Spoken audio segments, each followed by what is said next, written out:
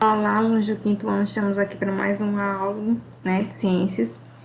Hoje nós iremos dar continuidade ao capítulo 1, o que fala sobre as estrelas. Na aula passada nós estudamos como são as estrelas, né, constelações e asterismos. Nós aprendemos a diferença entre constelações e asterismos. Aprendemos também sobre constelações e estações do ano, né? Mapas ou cartas celestes. E hoje nós iremos aprender um pouco sobre instrumentos ópticos e também câmeras fotográficas, ok? Então vamos lá. Todo mundo vai abrir aí o livro na página 125 para nós darmos continuidade, certo? Ao capítulo 1. Assim que vocês abrirem na página 125, vocês irão encontrar um RA, certo? Esse RA fala sobre a construção de um telescópio. Vamos montar um telescópio. Compreenda o seu funcionamento e depois ajuste o foco para observar as estrelas. Então, quando vocês iniciarem o RA, certo? Vocês vão ver que tem ensinando a montar as partes de um microscópio, certo? Vai dizer cada parte desse microscópio, vai aparecer o nomezinho, e depois vai mostrar como se você estivesse observando o céu usando esse microscópio, né? Vai pedir para que você ajuste as lentes, ok? Então não perca, não deixe de utilizar o RA para assistir como é que funciona. Instrumentos ópticos. Antigamente, para estudar o céu, os povos antigos observavam as estrelas a olho nu, ou seja, sem qualquer equipamento. Uma das primeiras pessoas a observar o céu com instrumento óptico foi Galileu Galilei,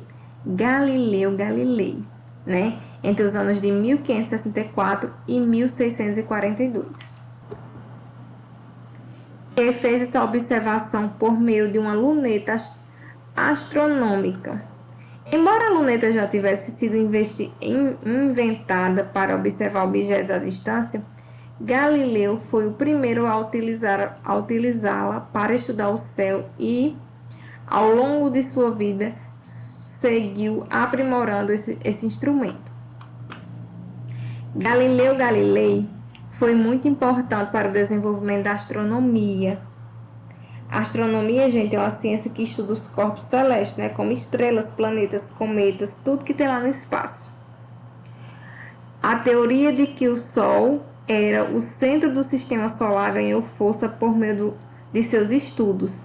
Desde então, muitos instrumentos ópticos foram desenvolvidos, incluindo grandes telescópios, né? Como o telescópio espacial Hubble, que está em órbita na Terra, captando imagens diretamente do espaço.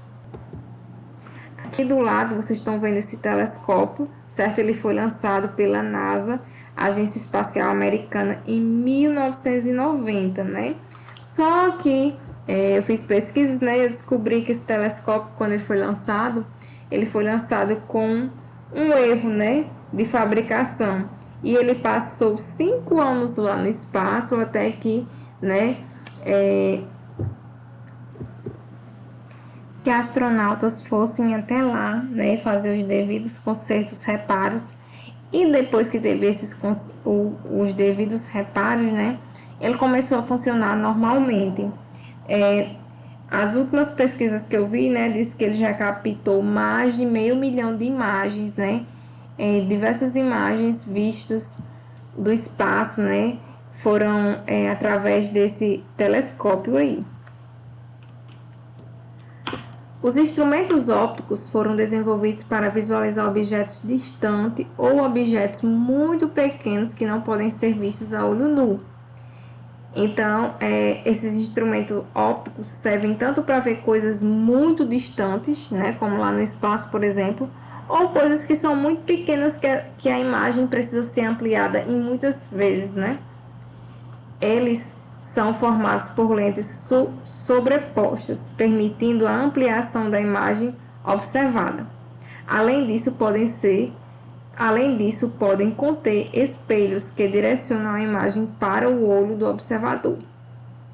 A luneta astronômica de Galileu e outros tipos de telescópio permitiram uma visão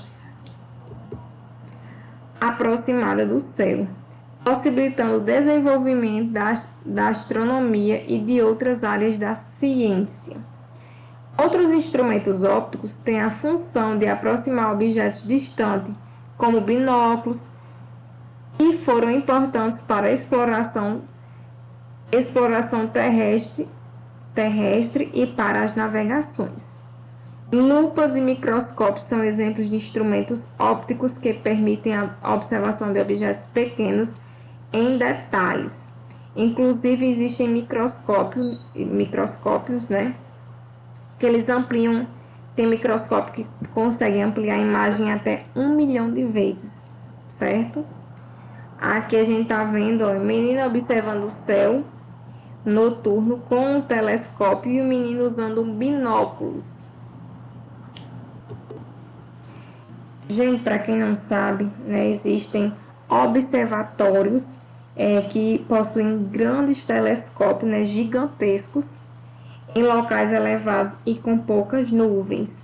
Ou seja, lugares muito altos, né, montanhosos, de elevada altitude realmente, que dá para ter uma visão bem diferenciada lá de cima, né, como se estivesse mais próximo do céu. Inclusive, existem astrônomos brasileiros que trabalham em parceria com outros países, né? Por exemplo, no Observatório Solar, numa montanha no Chile. Esses observatórios, eles são construídos justamente em locais de alta, né, de grande altitude, para facilitar a visão. Geralmente, nesses lugares tem poucas nuvens, né? As nuvens dá para ver desse local, é como se elas ficassem abaixo dessas montanhas. E isso melhora a visão, né, do espaço, do céu. Continuando, câmeras fotográficas. As câmeras fotográficas são instrumentos ópticos de grande importância social e histórica, pois elas permitem registrar em imagens momentos de grande importância para a sua família ou para um país, por exemplo. Os tipos de câmeras fotográficas têm basicamente o mesmo princípio de funcionamento, ou seja, o de uma câmera escura. Observe a imagem a seguir.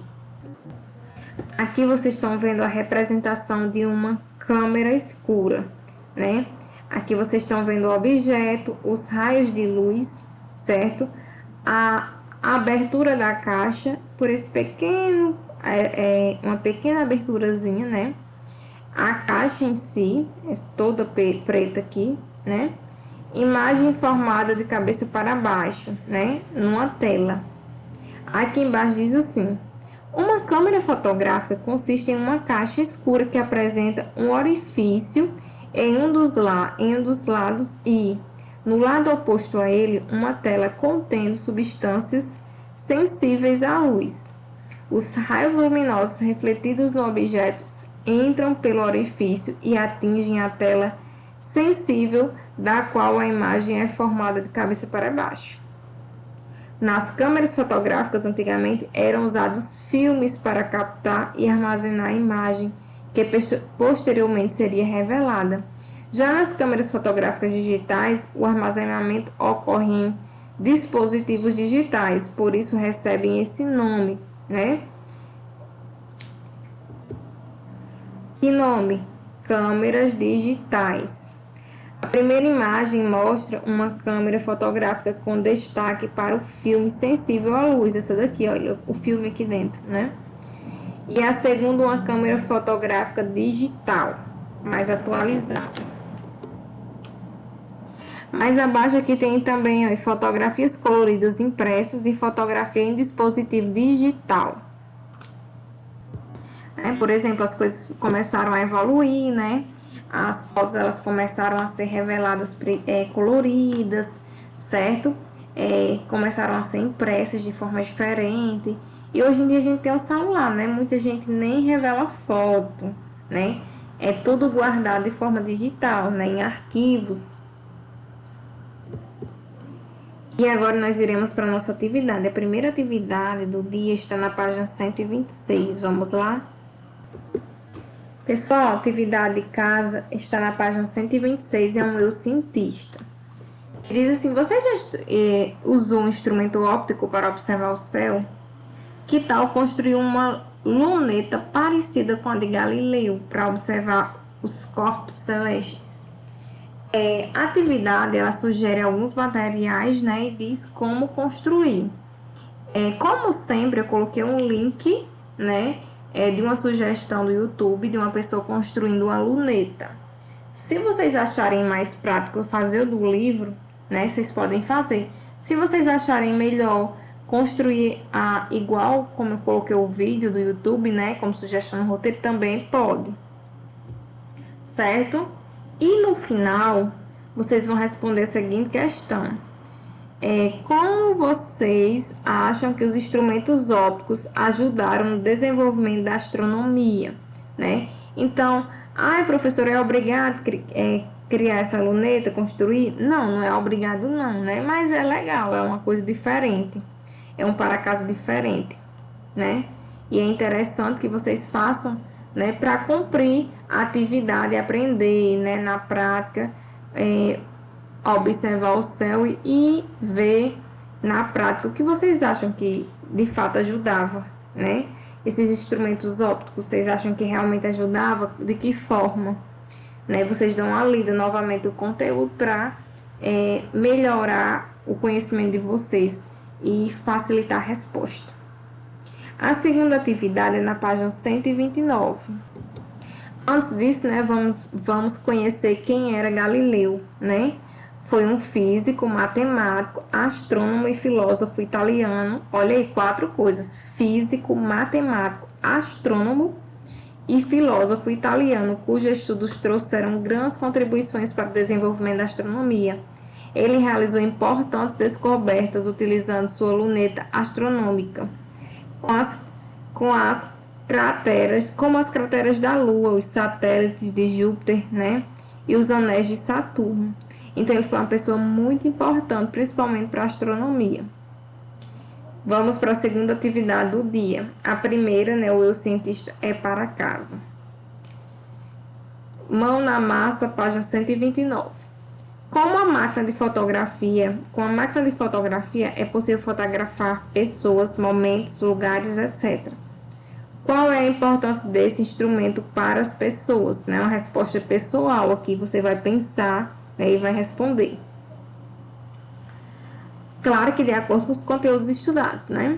2. Observe a imagem e responda as perguntas a seguir. Vocês estão vendo um céu bem estrelado, a lua e um telescópio, né? Aqui. Aí a letra A diz assim: que instrumento óptico é representado na imagem? B. Qual a função desse instrumento? Ok? Então, vocês vão pesquisar na página 125 e 127. Lembrando que tem instrumentos que foram feitos para observar coisas mais distantes e outras, né, coisas muito pequenas que não dá para ver a olho nu. C. Por que esse instrumento foi importante para o desenvolvimento da astronomia? Ok? O telescópio, por exemplo, ele permite observar objetos muito distantes, né? E foi por meio desse instrumento, né, desses instrumentos, né, que foi possível observar detalhes dos corpos celestes que não podiam ser vistos a olho nu, né, como as crateras da Lua, os anéis de Saturno, né, e os satélites de Júpiter, várias infinitas coisas. E por fim, nós vamos para a atividade da ficha. É a última atividade do dia, páginas 75 e 76. A primeira questão diz assim: observe as imagens e explique qual das estrelas possui temperatura mais baixa e justifique sua resposta. Gente, lá na página 119 do livro, vocês vão lembrar das cores, certo? Das estrelas. Eu já ensinei para vocês que dependendo da cor da estrela, ela vai representar, né, uma temperatura. Por exemplo, quanto mais avermelhada, né, sinal que ela tem uma temperatura mais baixa. Quanto mais azulada, representa, né, indica que ela tem uma temperatura mais elevada. As temperaturas mais baixas giram em torno de 3.000 graus e as mais elevadas 50.000 graus. Vocês vão ler a página 119. 2. Lê o texto a seguir e depois faça o que se pede. Perto de Órion há uma outra constelação que você também pode observar. Cão Maior. Consegue imaginar por que ela tem esse nome? Para os gregos e romanos, o Cão Maior era um guardião de Órion, um cão de guarda. Por sua vez, Órion caça o tesouro e o leão. Outros conjuntos de estrelas que ficam bem próximos dele no céu. Os nomes das constelações estão associados a mitos, lendas e costumes das sociedades, explica o astrônomo Paulo César Pereira, da Fundação Planetário do Rio de Janeiro. Tanto que diversas culturas criaram sistemas próprios de constelação, como os chineses e os índios brasileiros. Aí a letra A diz assim: cite o nome das culturas que imaginavam histórias para figuras formadas pelas estrelas. Segundo o texto, depois explique a importância que essas figuras tinham para as culturas antigas. Então, vocês vão analisar esse texto da questão número 2 e vão responder. B. Escreva qual a história greco-romana que envolve Órion, Cão Maior, Touro e Leão, Vocês vão falar que Órion era um caçador, de touros e leão, protegido por um cão de guarda, O Cão Maior. Vocês vão contar essa história. E a 3 diz assim: analise a imagem A e B e assinale a opção correta a respeito da constelação do Cão Maior. Em seguida, explique sua resposta. Vocês vão ver essa imagem aqui, que está formando o desenho de um cão, E vocês vão marcar. Isso daqui representa asterismo ou constelação. A segunda aqui, ela está delimitando um espaço, celeste, lá no céu. E pede para você dizer se é um asterismo ou constelação. E vocês vão dizer aqui embaixo que é asterismo, que é constelação. Lembrem que asterismo, é quando se formam figuras, por meio desses astros. Já a constelação, é uma área do céu que contém corpos celestes, como demarcado nessa imagem B aqui, certo? É como se fosse um mapa delimitado só que no céu, assim como existe aqui na Terra, ok? Então, por hoje é só. Caprichem nas atividades, certo? E não percam a aula no Meet. Até lá!